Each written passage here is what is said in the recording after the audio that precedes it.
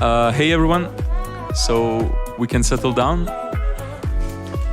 We are welcoming a second artist from London, so give a warm welcome to Manolov too. Thank you.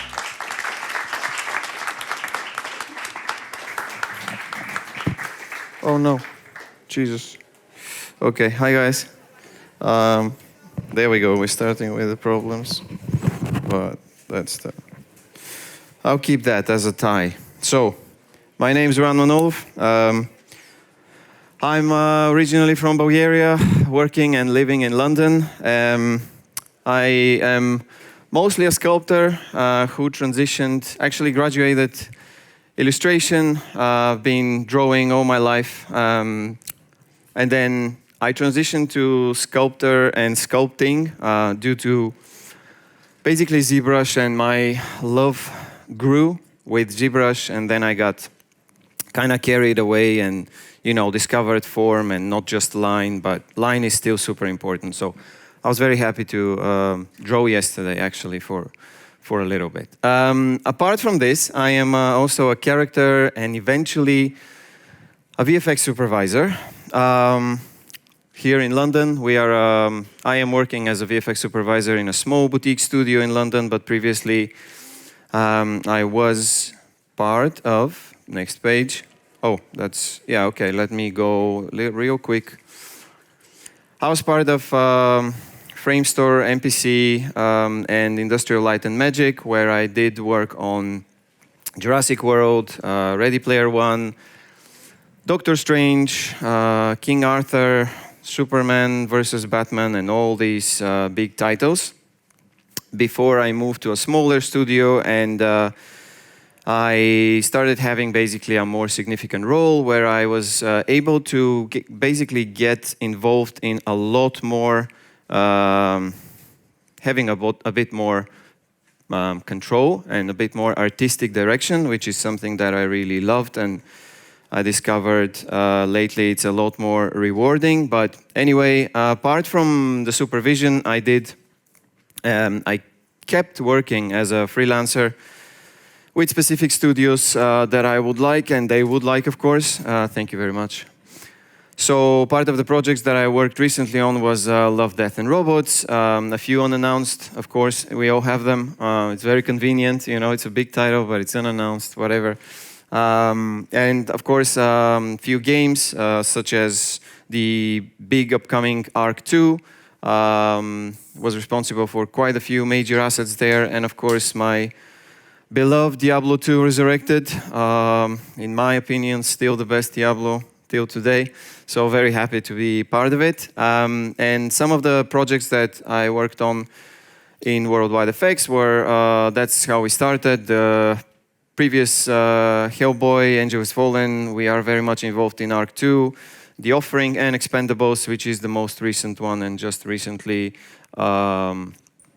just recently flopped in the box office, but who cares? Like, what we are responsible for is the visual side of it, so our shots were great. So, today I will be talking, going a little bit back, so you may be familiar with my sculptural work or not.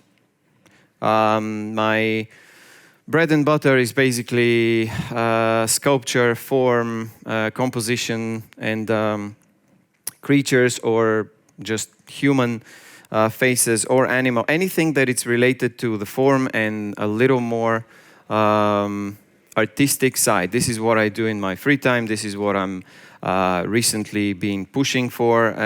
Those are actual pieces already being molded and cast from plaster. Some of them are going to be cast in bronze, and hopefully at some point there will be an exhibition. So this is my personal stuff. Today I'm here to talk about not so much game related, but film. So there is a little breakdown of the film that we did. We will have to wait just a little bit so we don't see the loading screen. But in the meantime, I will speak very briefly about the project. my presentation today is what I thought it will be good to you guys to see is part of the shots making and part of the creature design making in a not huge production, but what you're able to do even if you're a relatively small team, but knowing what you do and really working with people that are quite senior, and then they can delegate the work to someone who, again, is being trained. Not every project requires hundreds and hundreds of people. So our studio, why I call it boutique, is because we are coming all from ILM and Framestore and MPC and around the world. Our animator was a guy who worked in Weta as well. So basically, you get senior people, you work with a few juniors that you train, they become, you know, senior at some point, but you don't need all these hundreds and hundreds of people, of course, depending on the shots.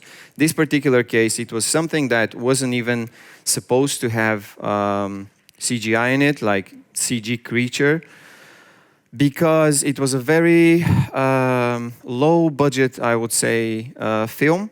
And they thought shooting with prosthetics will be sufficient and it will look good. Most of the times people say, well, the CG creatures, they look bad and everything is better. For example, I keep hearing stuff about Jurassic World or Jurassic Park, but trust me, like a lot of those things that they do now, they can't do it with prosthetics because it looks very robotic, it's very stiff, it's very limited. And also they don't spend enough time to make those nowadays. Before everything was slower, and this is why we have Renaissance, art, and now we don't, because everything needs to be faster, cheaper, and so forth. So, I don't see this one loading, so I will just play it. You will see a breakdown of the film, and then I'll talk about it. Sit a bit. We don't have sound? We have? Sound. Do we have sound? No. Okay. Okay.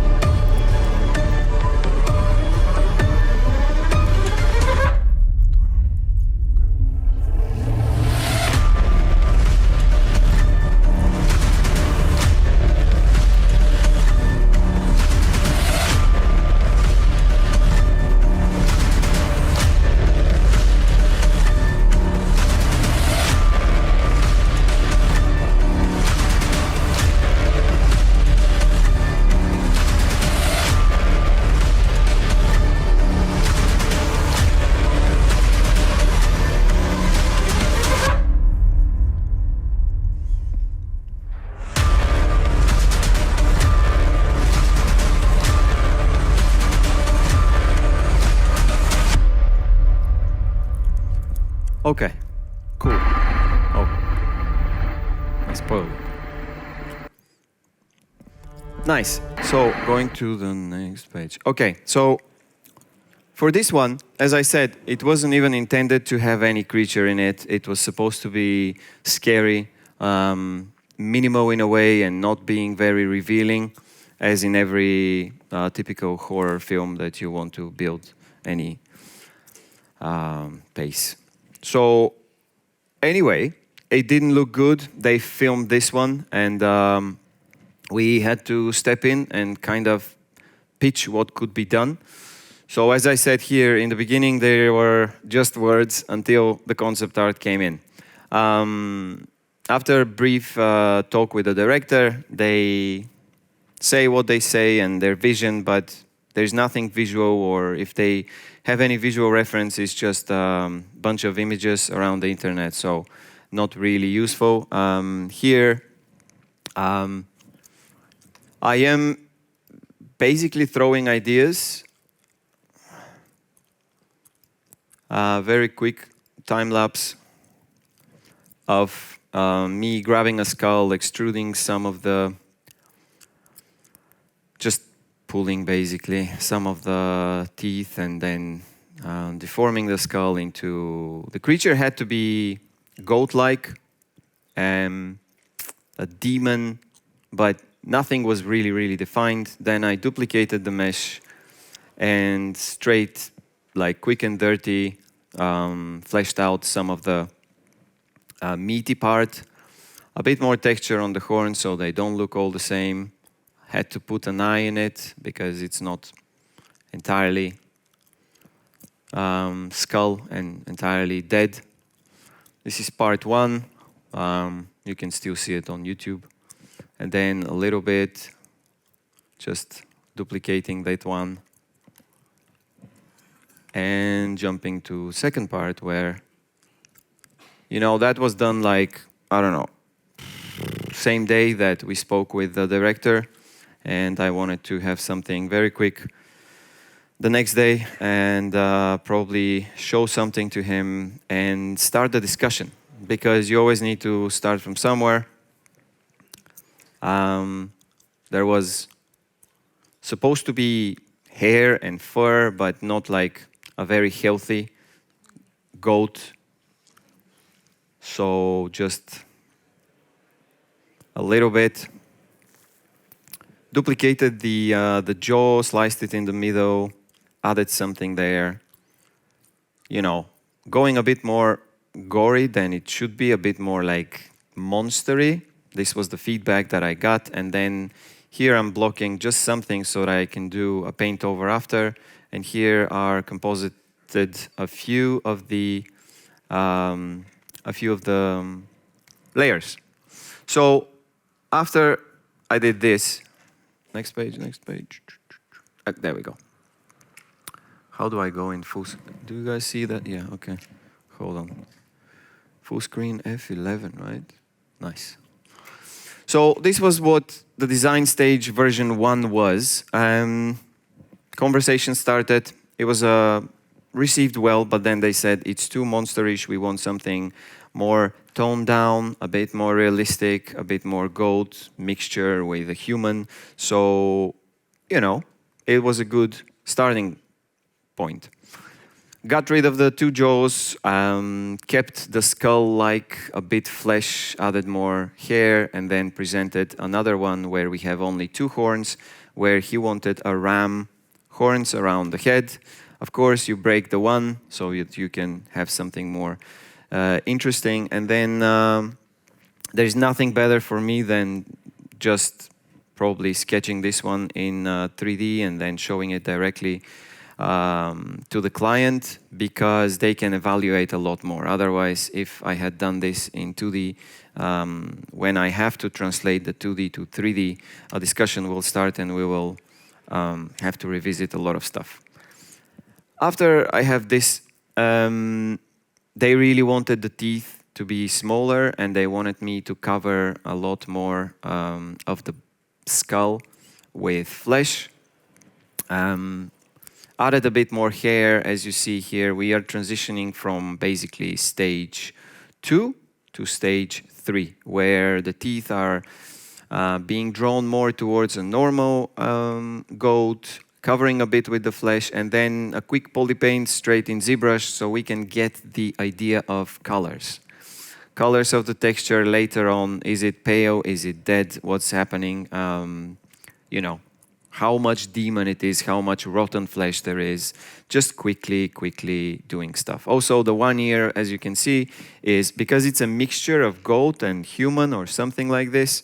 At least that was the mythology behind it. It's actually a Jew demon, and it's in their mythology. So that's where it came from. Maybe I should have started with this one. So here on the left you can see version 2 to version 3, and then from on the right version 3 to version 4. What happened in version 3 and 4 is, of course, the design was developed further. I've added the cleft lip. And covered a little more. Teeth had to be even smaller and a a bit more work, a bit more refinement around the mouth. And then, of course, looking down, because the director knew that there is a shot in the end which you have seen already. There is a shot where this creature is looking down. So he wanted to see how that will look like. Apologies for the graphical references. This is sad and horrible, but this is part of the job, looking at those things. Yeah, you just have to do it at some point, because there is nothing better than the actual reference. So here we are introducing this cleft lip and this kind of, sort of sliced mouth asymmetrically. Just ideas, because when you do something and you work on a mythological creature or concept art or something, I'm always saying that even if it's a cyclope, even if it's a deer tower, centaur, whatever it is, like this creature, you have to convince me that somehow this thing could be actually living. It has the same sort of realistic struggles or not, but you have to ground it somehow. And it's very important to make something believable and to introduce parts of the real life that we can recognize, or at least that we have seen. So we've added this one, and then client was fairly happy. Now we wait for 2 images to load, because they're GIFs and it always does that. Come on, click. Nice.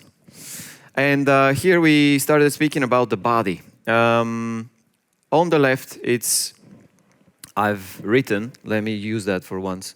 So I've written version 2 torso, goat type, clavicle, and bone skeletal structure. So I'm talking about this part. This one goes way further, like forward basically, and we have this elbow, and then we have the additional joint, because we knew that it has to have normal hands, long hands, but then, there we go, the arms actually.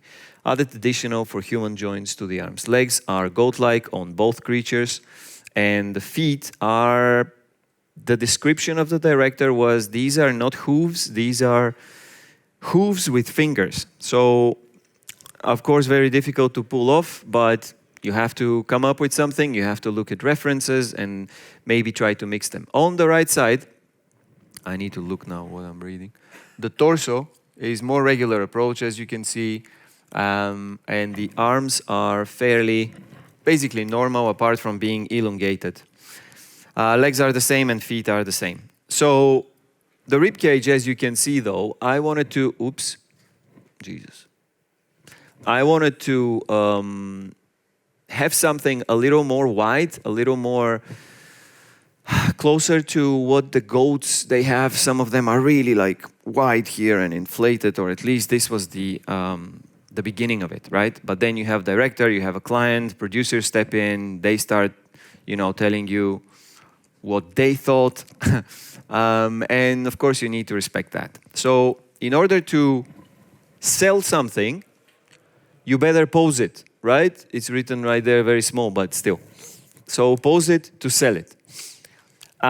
Just this same silly looking nothing, right?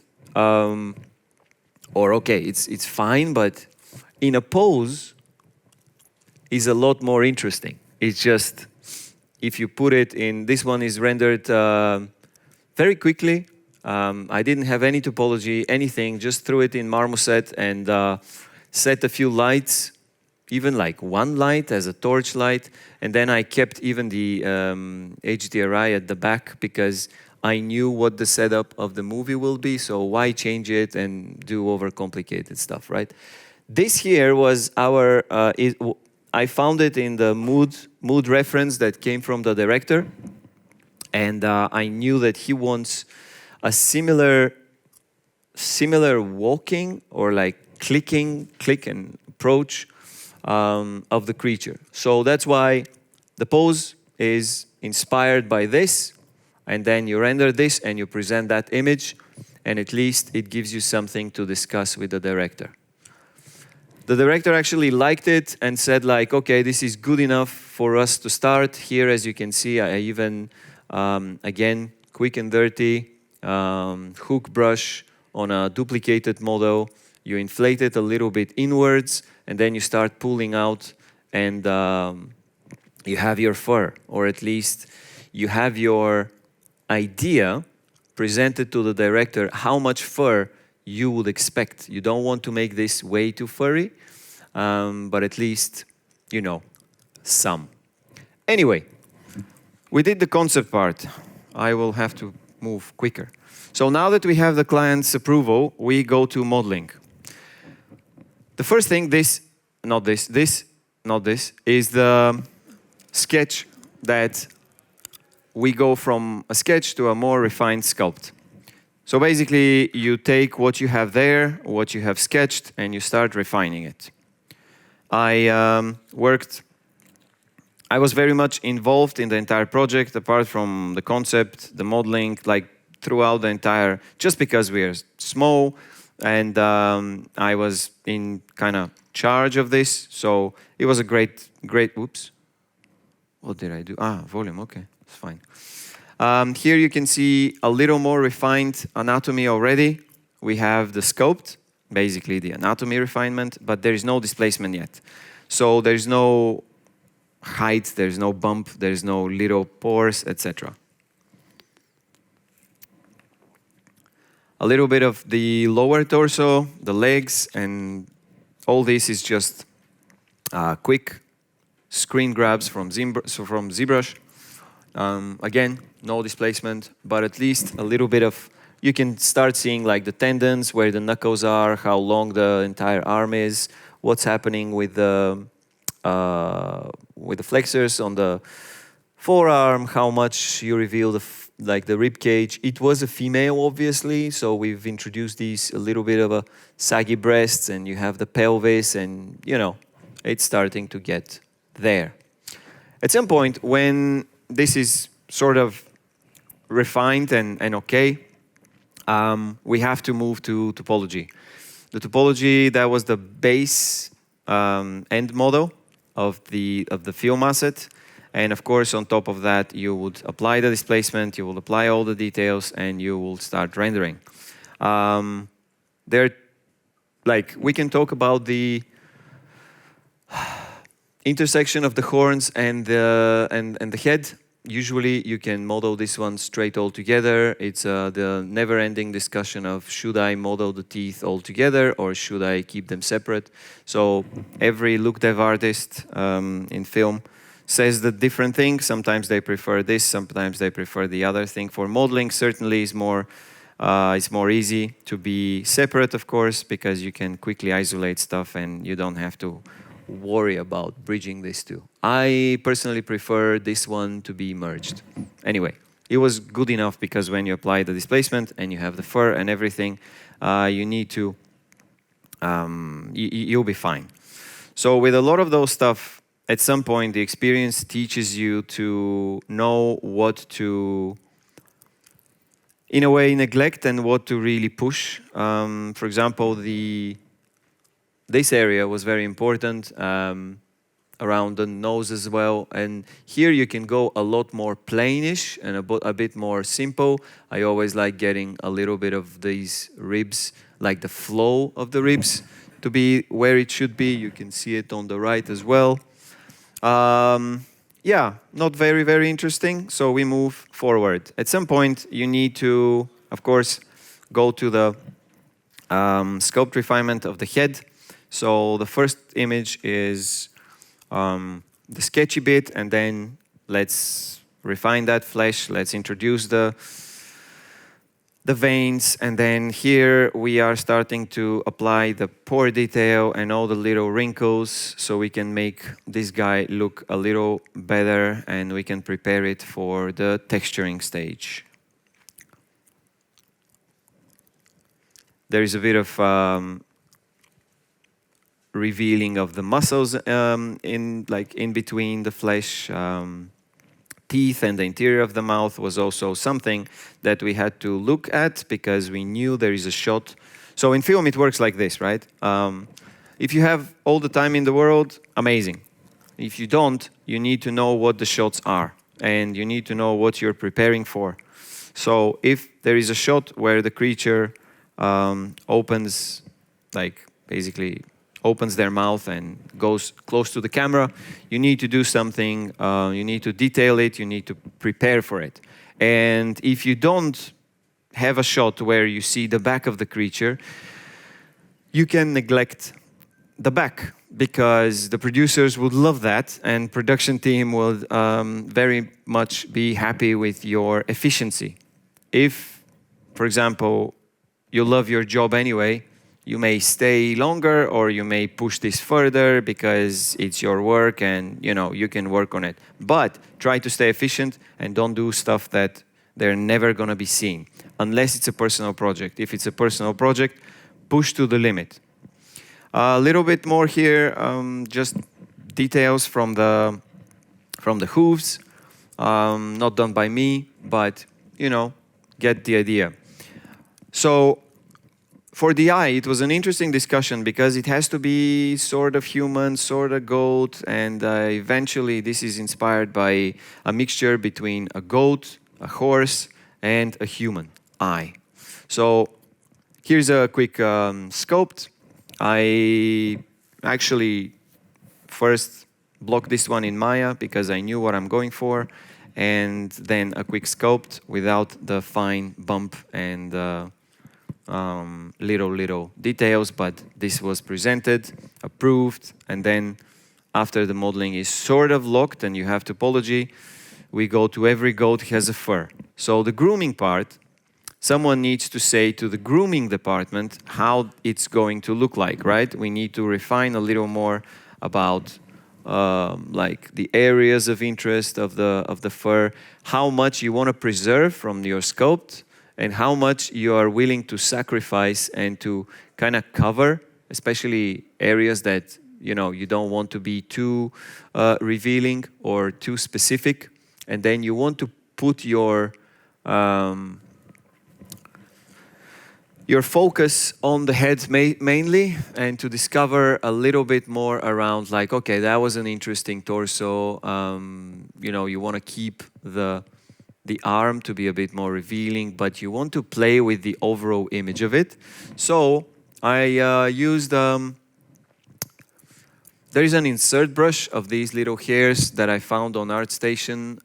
It was great for the purpose of, hey, instead of me dragging and sculpting the hair actually, that was a quick way to do it. Doesn't matter how it is. It could be a paint over, it could be many stuff, but in order to be, of course, not done many times, it's good to do it in 3D and then present it as a discussion, as I said, to the director. And once they were happy with it, we dived into the actual grooming. This is early stage. As you can see, it's in development here, but it's in a okay-ish state to be presented.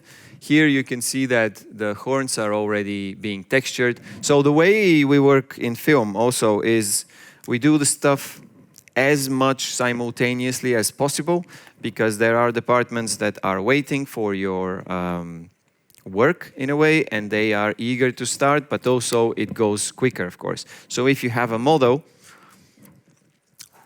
someone else can, you can pass the topology to someone else. They can UV your work, and then, okay, you have UVs, you have a rough shape. So why don't I start blocking the textures? Not me, but the texture artist. And in the meantime, because you have that model, someone else can start refining the skin and doing all the pore details and keep feeding the texturing with more detail. Maps need to be rebaked and your model needs to be updated, but they are already working, modeling is working, so who's next, Well, the groom guys, if you do a set of UVs on your model, they can start working too, right? And you have also the model, so why don't we pass that on to the rigging department? Unless you're planning to change the proportions of the model. But since we go through approval stages, I was kind of assured that we have the creature sort of locked and we can talk about the groom while it's being rigged, and the textures are ongoing as well.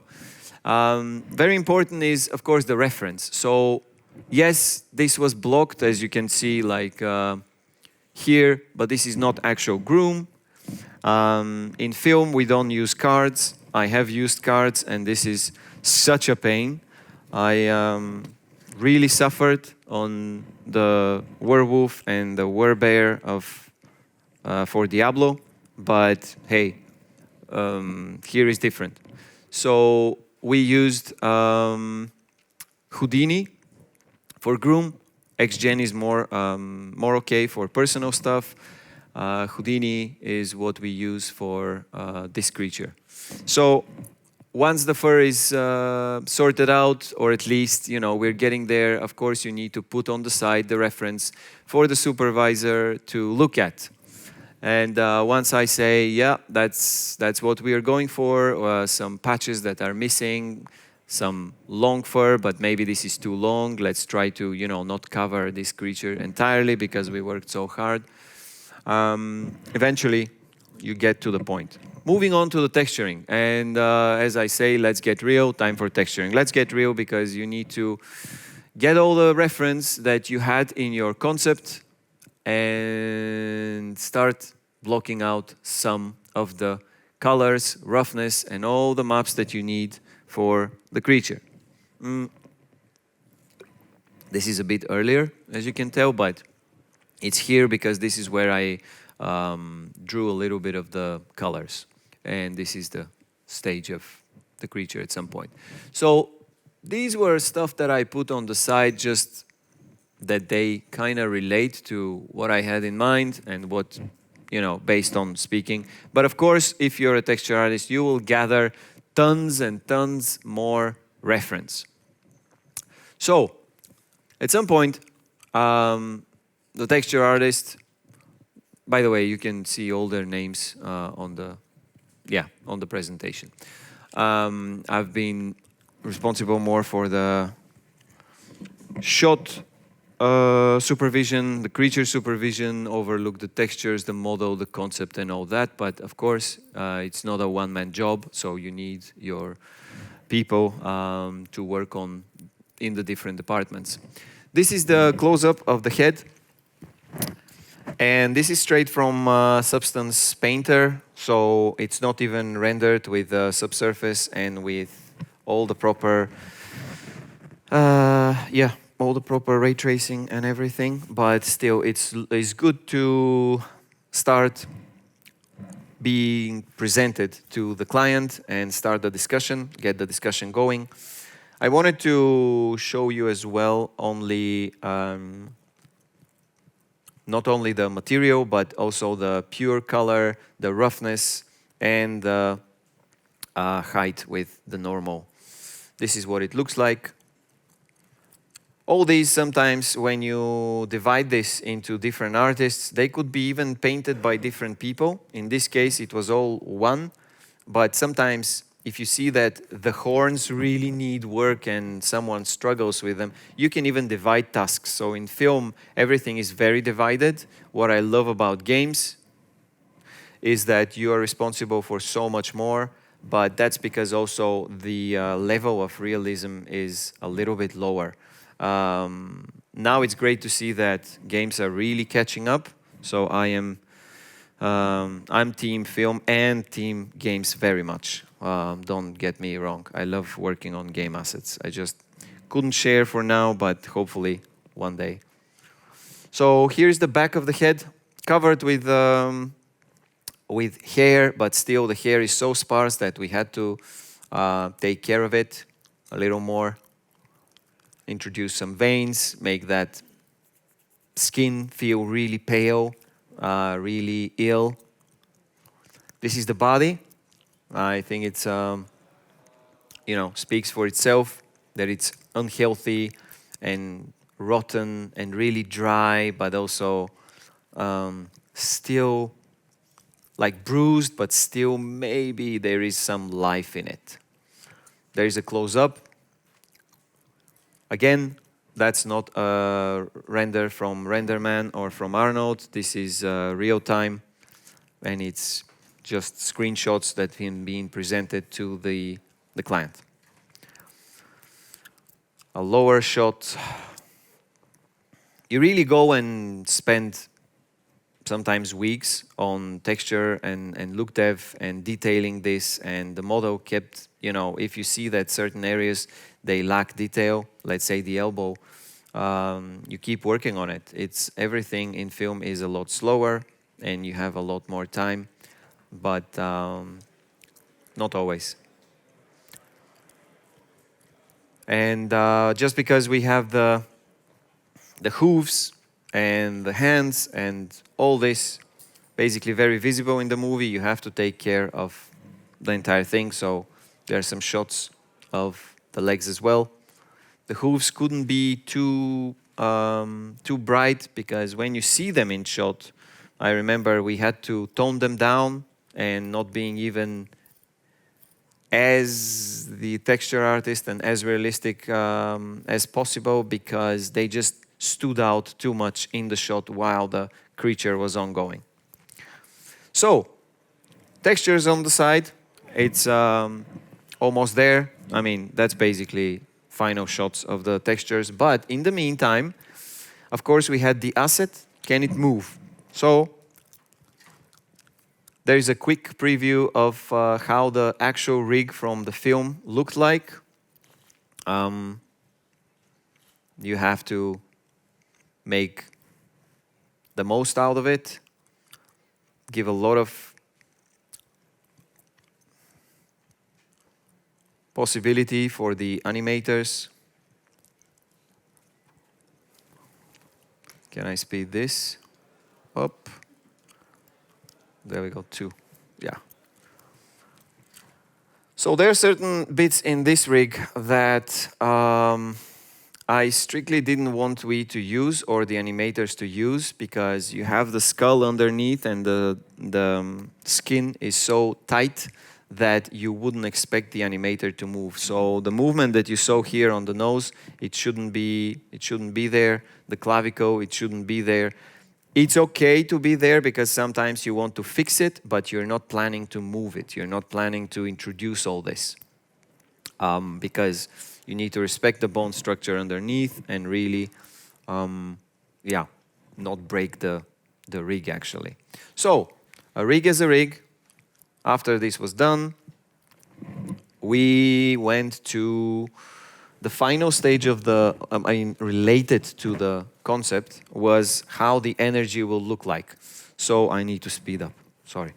So is it ink, is it smoke, but it's actually magic, right? This is what the director explains. And here we have some references of the ink, and then I remember being on a call and talking to the client, and I just drew on top, like, sort of, we have these little stringy bits that they really liked, as the magic is not just venom sort of magic, but it's more of a related to ink in water. So here is the development that we had ongoing, the inky stuff or the magic stuff growing from the creature. There are a few more shots that have been presented and approved in the end. So what do we have here? Oh, and this is how we presented the final look of the creature, with all the, like, basically posed, groomed, textured, and yeah, and with this black magic around it. After we get this thing, next.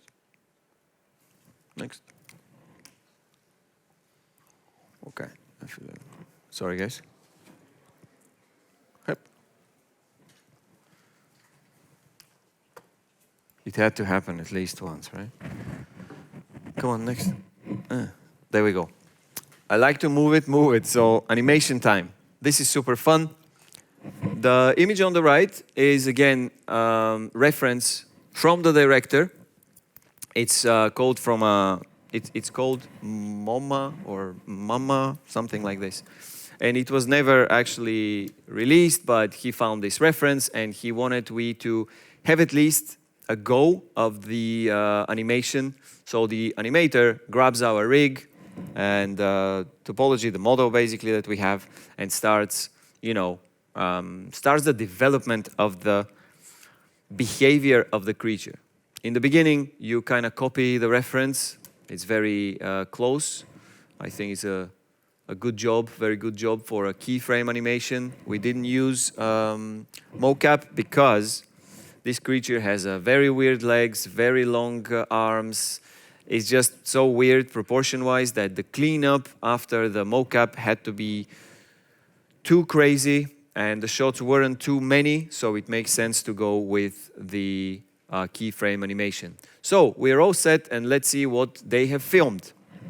Why are we replacing the whole thing? So that's what they got. This is what it was supposed to be.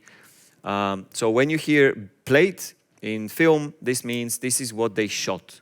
The plate is the actual shot, the actual filmed footage on stage. After this thing, I wanted to kind of break down one single shot. It may not be the most interesting shot of the film, but it's a shot that it's looking good and it has all the different stages of it. So this is what they filmed, and this is what, in the end, we had to clean up the entire the entire prosthetics and the mask. And there's a cleanup artist, painting artist who Ran? is, yeah.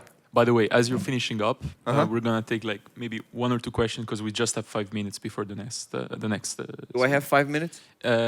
Yeah. If you don't mind, like answering question while you finish up the presentation. Yeah. Okay. So after we clean up, we have to position we have to replicate the camera movement with a CG camera, and we have to place this creature, our model, somewhere in 3D space, because till now, they don't know where they are. They can't start animating it. So a camera and match move artist puts the creature there. This is the first animation that we've got. It's basically very low positioned. It's intersecting somewhere down with the floor. So it's a little bit off. And as you can see, this is animation version 2. Animation version 4, I remember, giving feedback that we need the creature leaning forward and we need something more interesting than just the creature standing there. So sometimes you need to step in and do some paint over really quick. I grabbed a few frames and trying to explain to the animator. Eventually, this is what we have. Then, shot sculpting. Maybe I should skip that. I'm just not sure how much time I have. But shot sculpting is basically, after you have your animation from the animators, you have to go frame by frame and sculpt and fix a little things, maybe not so little, crazy things, on the, as you can see here, this leg is extremely broken, and then, you build your shot layer by layer with fixes such as rib cage, scapula, leg. So anatomy plays a huge, enormous part in everything. Yeah. I moved the entire head here because the animator did a great job in terms of capturing the motion, but it was misplaced. It was the neck was elongated way too much, and it's kind of broken, right? So also shot-wise, it makes a lot more sense this head to be pulled a little bit back, and then the creature jumps towards the camera. But you're fixing the entire thing frame by frame. So this was the previous shot, now fixed. We've added a little bit of a, jiggle to the ear, a little weight movement on the breasts, fixes around the belly. Just the entire thing is just retouched a tad. You're controlling how much the eyelid will move and how much you want this dilation of the nostrils to have, and so forth and so forth. Okay, thank you, Ran. Thank you very much. Wait, did I finish? Yeah?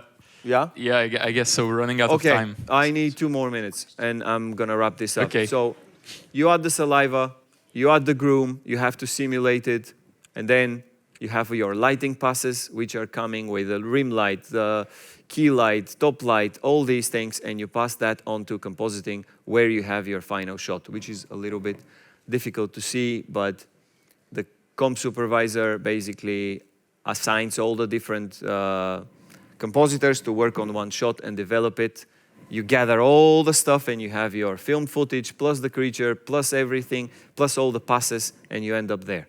These are a few different shots from the film, and this is my Patreon for whoever is interested in talking about anatomy, about character design, about props, about weapons. This is the werewolf from Diablo, and I'm done.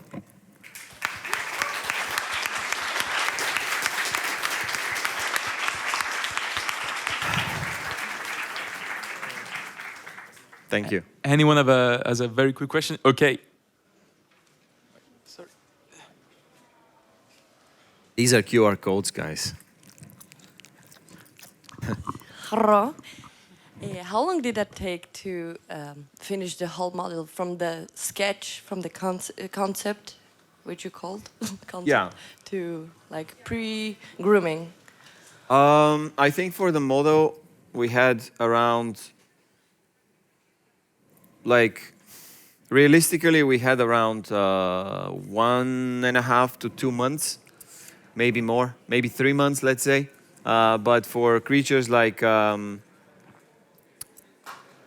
dinosaurs from Jurassic World, we had 10 weeks for texturing and 10 weeks for modeling, and they were far from enough. So we had to, of course, go a lot longer. Nice. Yeah. Okay, thank you all very much. A very quick break, and then we're gonna Thank you, have guys. Gerard. You're great.